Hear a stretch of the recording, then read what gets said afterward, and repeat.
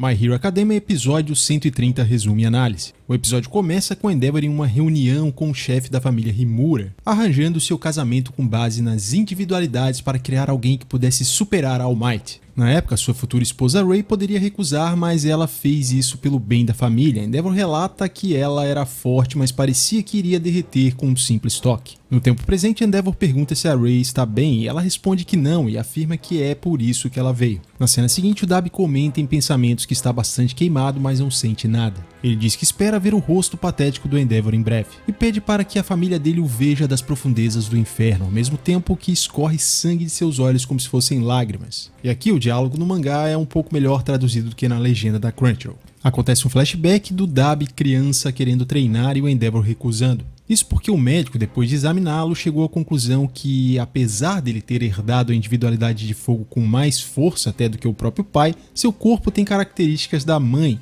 ou seja, ele suporta melhor o gelo do que o fogo. O médico comenta com o casal que eles buscam a combinação de individualidades, aconselhando eles pararem de fazer isso, pois isso é um tabu na sociedade. E por fim ele orienta eles a não deixarem o Dabi, que na época era Toya, usar a individualidade para não acabar ferido pelas suas próprias chamas. Endeavor fica frustrado com essa notícia e Toya pergunta para a irmã por que ele não pode mais treinar e acredita que pode lidar com as queimaduras. A irmã mais nova demonstra preocupação com Toya e ele fica irritado e sai dizendo que meninas não entendem. Então ele segue determinado a superar o All Might e diz que foi o Endeavor que acendeu essa chama nele. O Endeavor decide deixar o Toya de lado e ter outro filho. E aqui a parte da fala da esposa do Endeavor é melhor traduzida no mangá, onde é possível entender melhor que Endeavor pretende deixar o Toya de lado e priorizar outro filho que tenha mais chances de superar o All Might. Se passa algum tempo e o Shoto nasce, mas o Toya não parece feliz com a chegada do novo irmão. Deixado de lado, Toya continuou treinando para superar o All Might e ele queria ter novamente a atenção do pai. Ao tentar ter alguma atenção do Endeavor, tudo que o Toya recebe é uma bronca por continuar treinando e o Endeavor tenta convencê-lo a desistir e focar em outras coisas. Toya chora dizendo que todos na escola querem ser super-heróis e por isso não tem como ele entender que não poderá ser, pois ele é filho do Endeavor.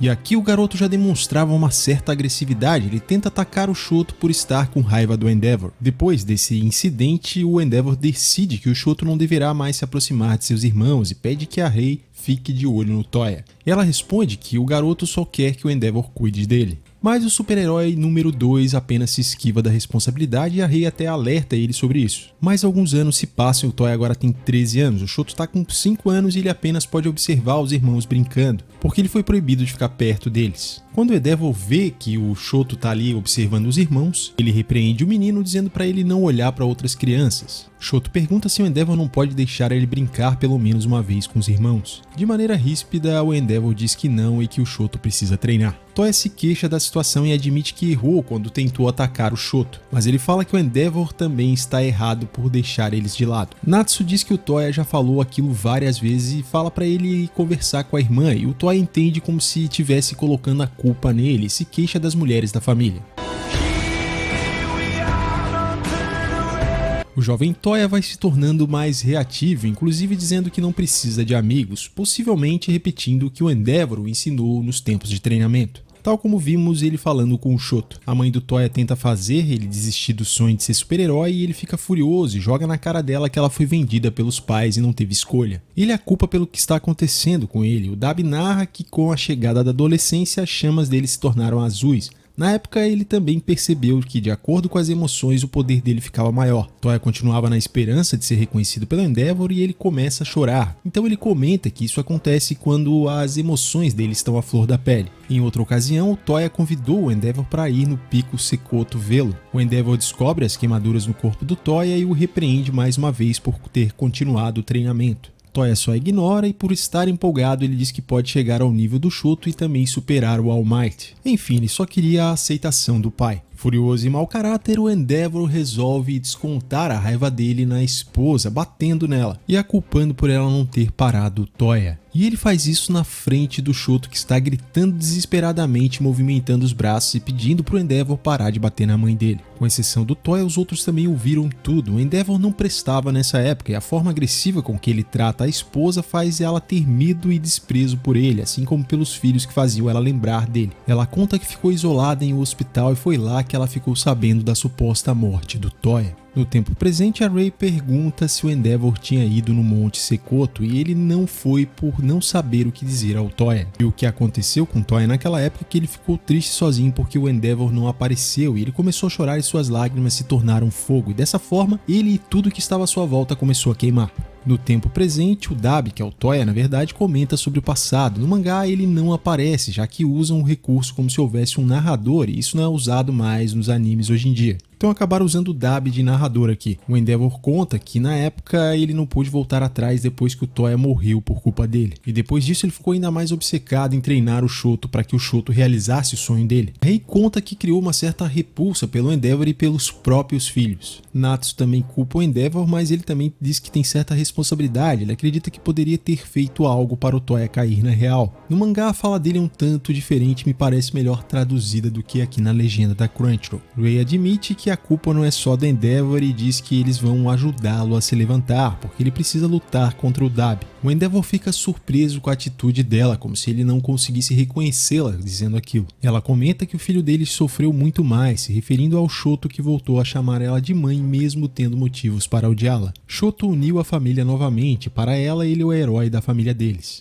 O Shoto conta que conversou com a mãe antes de vir ali falar com ele. E ele imaginava que o Endeavor não conseguiria mais lutar, então ele teria que fazer isso sozinho, mas ele acredita agora que ele estava errado. Enquanto ouve as palavras do Shoto, o Endeavor chora. O Shoto estende a mão e diz que eles vão deter o Toya juntos. O Endeavor se emociona ainda mais e chama pelo nome do Shoto, até que eles são interrompidos. Hawks e Best Jeans pedem para participar da reunião de família. A Rei se curva pedindo desculpa pelos atos do Toya. E o Hawks fica bastante desconcertado e diz que eles não vieram ali para isso. Os dois super-heróis acabaram ouvindo boa parte da conversa da família. E eles querem saber como é que o Toya sobreviveu e se tornou o Dabi. O Hawks pergunta se foi o Endeavor que queimou o Shoto e a Rei assume a responsabilidade. Agora o Hawks se lembra do que ela disse sobre ser natural o Shoto odiá-la, fazendo uma ligação com esse caso dela ter ferido o Shoto. Hawks também se lembra dos pais dele e que ele não teve coragem de confrontá-los e os abandonou. E ele, observando o que o Shoto fez pela família dele, o Hawks o elogia com certa admiração. Em seguida, o Hawks faz um certo tipo de relatório pro Endeavor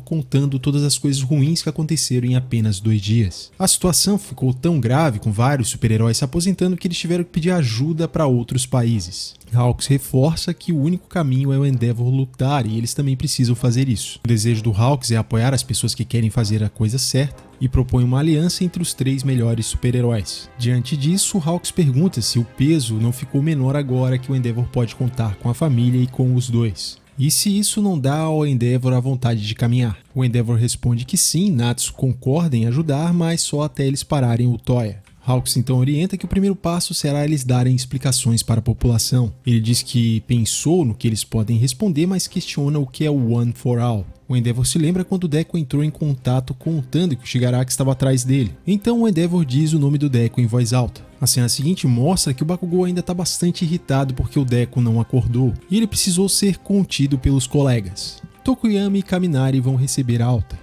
Best Jeans chama Bakugou pelo nome novo dele e pergunta se ele está bem. Ele responde de uma maneira nada educada. Hawks e Best Jeans querem falar com Deku, mas são informados que All Might queria ficar sozinho com ele. O Hawks já sabe que o Shigaraki estava atrás do Deku e fica ainda mais intrigado sobre o One for All. Em pensamentos, All Might diz que pode sentir através do One for All dentro dele que Deku está conversando com os antigos usuários do One for All e assim o episódio se encerra. Esse era um episódio que eu temia que talvez não fosse tão bom, mas foi um episódio muito bem adaptado, tem alguns acréscimos nas falas e alguns probleminhas de tradução, mas é coisa da Crunchyroll. E ficou muito interessante esse acréscimo da história do Dabi, trazendo diversos pontos de vistas diferentes e também acrescentando na história dele, fazendo a gente entender um pouco mais o lado também do Dabi, por que ele age dessa forma com o pai atualmente. Tudo isso porque o Endeavor é um péssimo pai e também um péssimo marido. Facilmente ele pode fazer parte aí de um ranking de piores pais nos animes. O cara conseguiu arruinar a vida de todo mundo da família. Ele tratava a família basicamente como se fosse objetos, inclusive a própria esposa que ele comprou. E o pior de tudo, ainda agredia ela na frente dos filhos. Tudo isso por conta da ambição dele de superar o All Might. Ele não conseguia fazer isso e queria fazer através dos filhos. Um fato bem curioso é que o cara que o Hawks admirava quando era criança, na verdade era um sujeito muito parecido com o próprio pai dele. Endeavor também era uma pessoa péssima, agora ele tá aí com essa transformação pouco a pouco. E o Toya, pelo visto, puxou o pai. Já o Shoto, que era a grande esperança do Endeavor, de fato ele acabou sendo o garoto de ouro aí da família. Eu estou satisfeito que esse episódio acabou sendo melhor do que eu imaginei que poderia ser. E eu quero saber de você o que você achou do episódio 130 de My Hero Academia. Deixa sua opinião aqui nos comentários. Valeu e até o próximo vídeo.